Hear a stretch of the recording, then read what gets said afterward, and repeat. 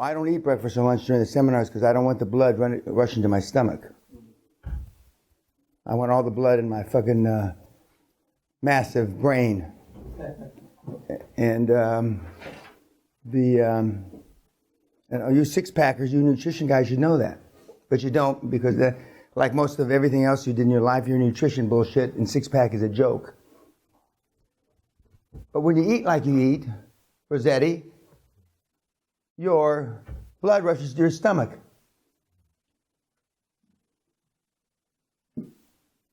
So if you were really serious, you wouldn't be fucking eating like fucking homeless pigs.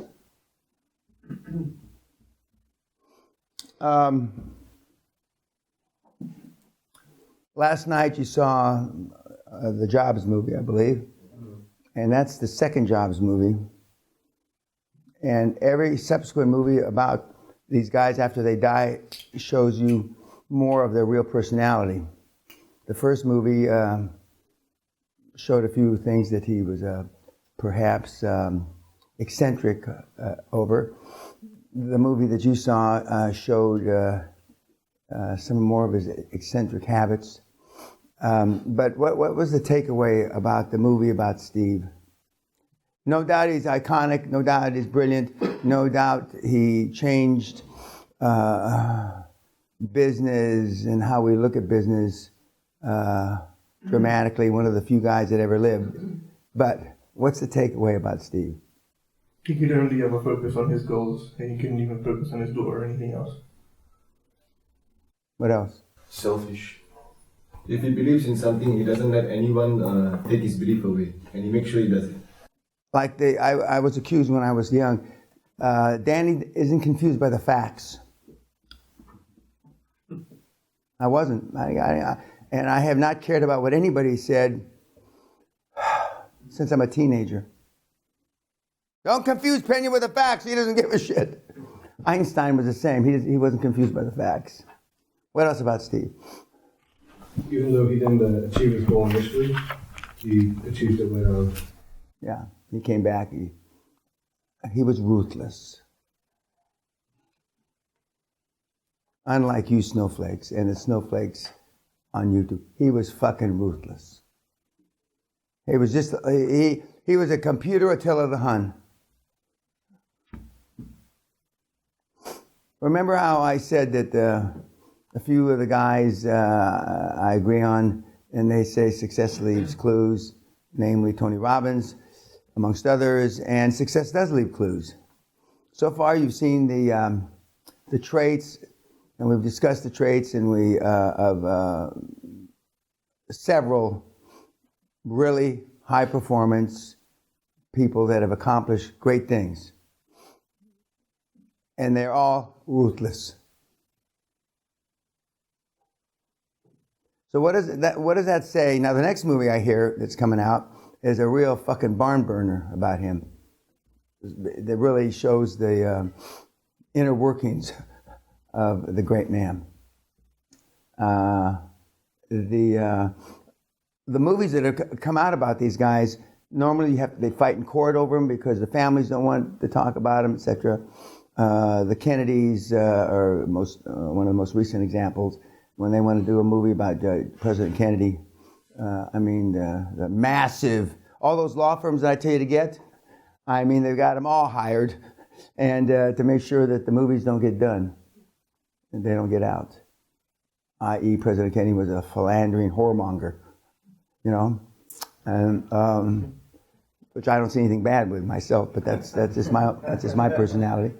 But Steve was a tough guy. You saw some of the comments from Wozniak, who's befriended one of my mentees, who is now mentoring him, and that Steve never got confused with the facts, didn't give a shit. He thought he was from a alien race that would take over. This is Steve. He was an alien. He wasn't like everybody else, way before he ever had a dime. And whereas Mr. Wozniak wanted to be friends with everybody, and the difference in net worths is significant. You saw what Steve did just before they went public, 5 or 6 of the guys that had been with him almost from the beginning, he took the stock away, didn't give him any stock.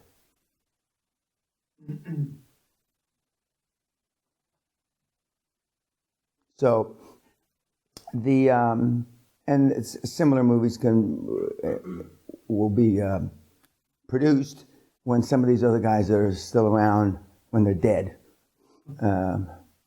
We've already mentioned, and we've looked at some of the facts about when they been in court, etc. A few of them already, and they're all tough guys. They just are.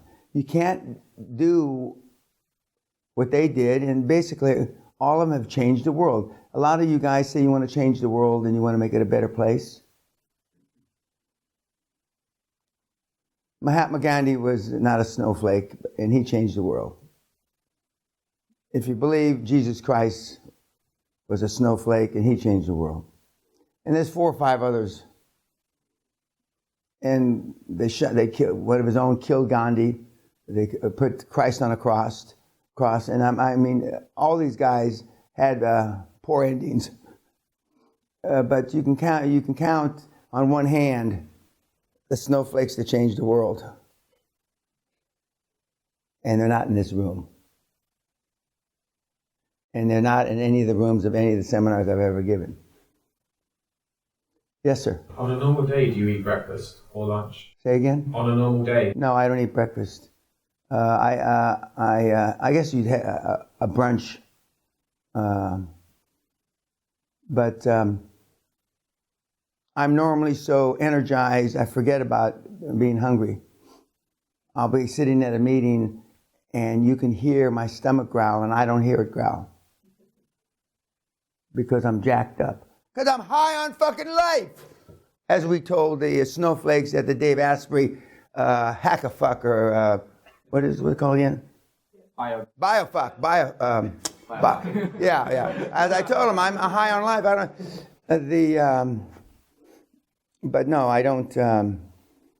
I eat to live. I don't live to eat. My wife, the cordon bleu trained chef, it's got to be at a special level food, otherwise she won't eat it. We've been out to very prestigious restaurants, and when Sally puts her fork and knife, without touching the food one bit, she puts them like, by the way, when you're done eating, you put your fork and knife upper, fork lower, at a slanted angle on your plate. That's a sign for the fucking dipshits to come and pick up your plate. Not like this, the way you do it. So, but more meals than I can count, she just doesn't eat because she says that, the food, she doesn't want that invading her body.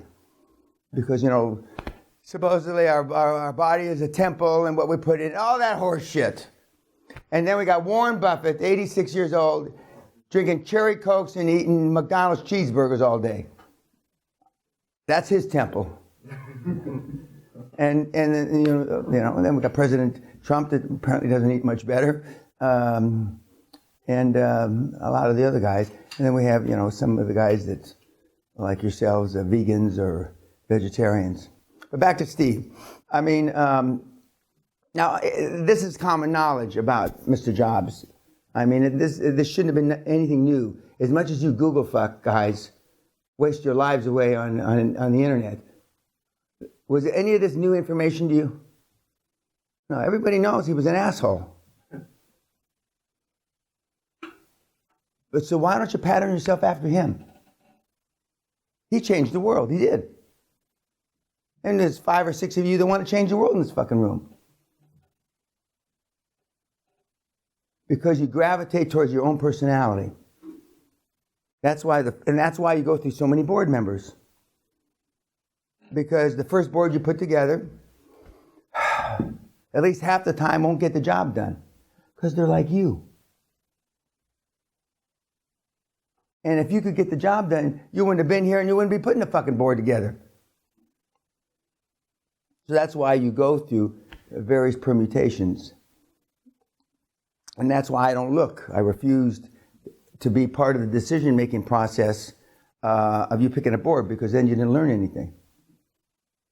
So now when you pick Mr. Jones or Miss Smith, and you bring up the memory. Well, they didn't work out because of such and such, and so then you've learned something, as opposed to me picking the boards, because I'll pick the boards that are closer to my personality, and then for sure you'll get thrown out.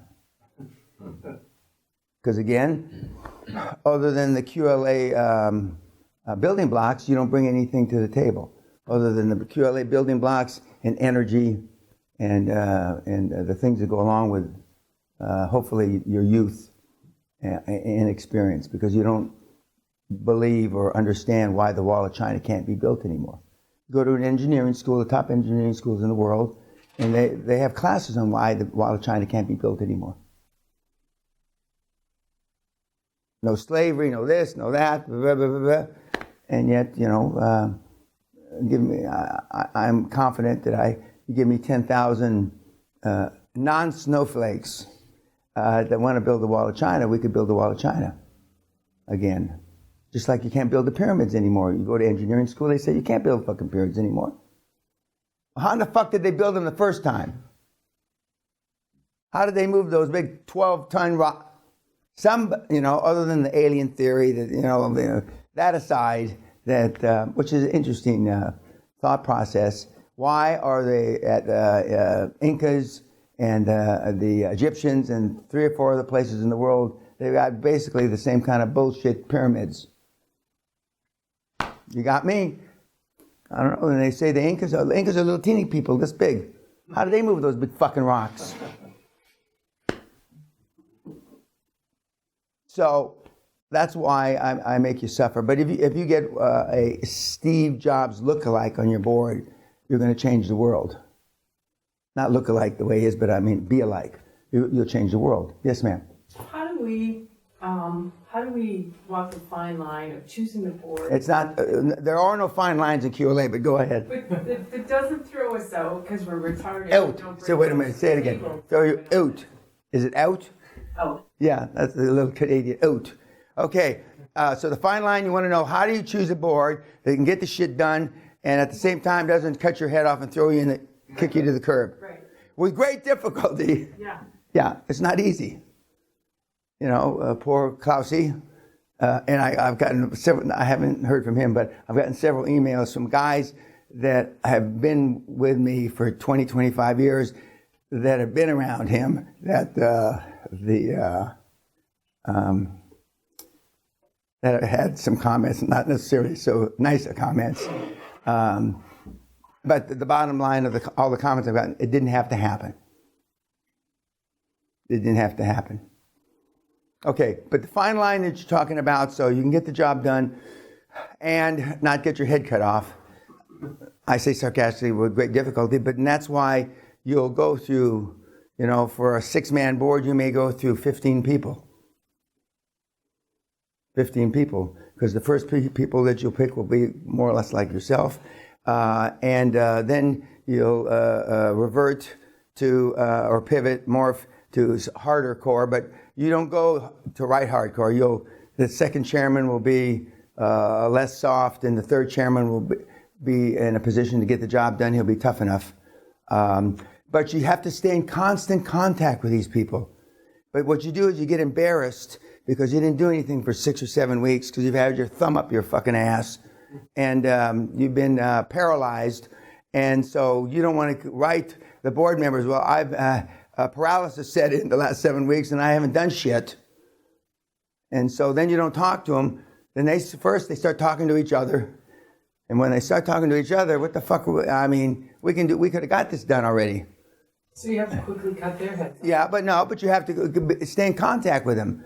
Send them, I don't think, you should send them at least twice a month, just 2 or 3 paragraphs what you're doing. And at the very minimum, once a month. But I have kids that don't contact their board for 3 or 4 months, and then they wonder why they're not answering their emails to the board members, and the board members may or may not be meeting, and then pretty soon the deal dies, and or you're thrown out. You're thrown out. And if you're thrown out after the first deal, you're going to be thrown out with money. But if you get thrown out just prior to the first deal, you're going to be thrown out with fuck all. And but you're embarrassed, just like some of you are the way you've lived your life so far. You don't want to share your inadequacies with people because that's not what people do now. You hide them, and that's why we get them up on the table and we talk about them. And we've, at the very least, they're going to see in you the energy they once had. Okay. At the very least, they should see in you not just the physical energy. And with some of the old guys, it'll be physical energy. But they're going to see in you the mental energy. One of the kids that was doing pharmaceutical roll-ups, he said that if we had had 10 guys like you, and he had just sold his company for $3.5 billion, he says we would have been a $30 billion company, not a $3 billion company. And that's what attracts them to you. And so then all of a sudden you stop communicating with them. You're on them like a cheap suit to get them on the board, and then all of a sudden you're not talking to them. And you being on them like a cheap suit is what attracted them to begin with. And I told you years ago when I came to the United States, I would go by and see those three people, Grazos, Newman, and Ormond, whether I had anything to talk about or not. I always had something to talk about. But, and even slight changes that you think aren't worthy of bothering them. I mean, I've heard, you're not bothering these guys. That's your insecurity talking. That's your lack of self-esteem airing its ugly head. You're not bothering them. You're going to be the conduit for them to make potentially millions of dollars, and in some cases tens of millions. And I told you the example that if they had all held their shares, their percentage in the ownership of the company would have been worth $9 million. Now that's $9 million more than they got for anything else they were doing. Because now, I mean, they get a pension, and most of the pensions from the big companies, they've been living on, let's say, $500,000 a year for 20 years, and they get a $105,000 pension. Well, let's just call it 100. So there's a shortfall of $400,000, and that's why you see older couples downsizing towards the end of their lives, because they know that their pension and their miserable little 401ks and their miserable little retirement funds that they've been saving their little pennies isn't going to be able to support them in a manner. You said what it took, what you were living off of these 10 or 20 years, and that's bare minimum that you want to live off of, whatever that number is, and so they don't have the wherewithal to support themselves. So that's why one of the hooks that you've got into them, and that's how you suck them into the vortex, into your vortex, because they know that they're either going to have to continue to downsize their personal lives, and the good news is that when your kids are grown, your kids are out of school, etc., you do have less expenses. That's true. But you don't want to go from a 10,000 square foot house down to a 900 square foot bungalow. And even if you're willing to do that, your significant other probably isn't. They don't want to go from driving, and I don't know what, whatever the car is, down to having a Toyota mini car or whatever. And so they automatically that all resonates with them, and then they're more inclined to say yes to you. Okay, YouTube, we'll see you this afternoon. Thank you.